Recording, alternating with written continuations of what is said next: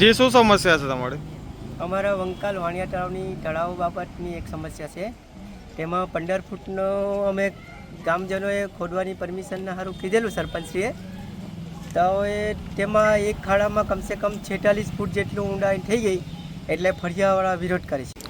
અધિકારીઓ કેવો રિસ્પોન્સ આપી રહ્યા છે તમે? અધિકારીઓ પહેલાં પ્રાંતમાં આવ્યા તો પ્રાંતવાળાને કીધું તો અમે કે સાહેબ આજે રજા પડશે એમ કે, તો નહીં મળશે એમ કે. તો પછી અમને નવસારી કલેક્ટરમાં મોકલાવ્યા.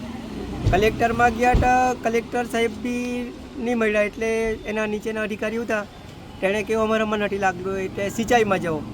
ત્યાંથી અમે સિંચાઈમાં ગયા એટલે સિંચાઈવાળા એમ કહે કે અમારામાં નહીં લાગે, તમારે પાછું પ્રાંતમાં જવું પડે. એટલે પાછા અમને ચીખલી પ્રાંતમાં. સવારે અમે કમસે કમ 10:30 વાગ્યાના નીકળ્યા છે, તે અત્યારે સાંજે 5 વાગી ગયા છે. તો અત્યારે પ્રાંતમાંથી અમે આવ્યા તો પ્રાંતવાળો કે મામલતદારને મળો. મામલતદાર રહી ગયા તો મામલતદાર સાહેબ સાઈડ પર હતા, તો અડધો કલાક વેઇટ કર્યો તો બી નહીં આવ્યા. તો પછી એને અંદર જવો પડ્યો, પછી વાતચીત કરી તો મામલતદાર સાહેબ કે પ્રાંતમાં જ જાઓ. પાછા પ્રાંતમાં મોકલેલા, પછી અમારી રેકઝેક થવાની જ છે. અમારાથી સહન થતું નથી, એટલે તો બોલાચાલી તો થવાની. સાહેબને કહી દીધું કે તમારે કરવું શું છે તે વાત કરો, બરાબર.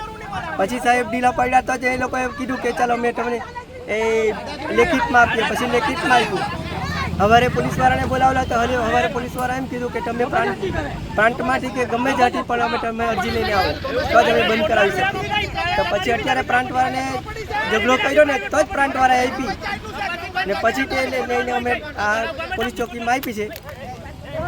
તો પોલીસવાળાએ કહ્યું કે અમે જોઈ લે છે, ને કમલેશભાઈ જોડે વાત થઈ છે એમ કે બરાબર. એટલે હવે કીધું કે અડધો કલાક કે કલાકમાં બંધ થઈ જશે એવી વાત છે. હવે કીધું કે 8 વાગ્યા લગી અમે રાહ જોઈએ છીએ રાત્રે.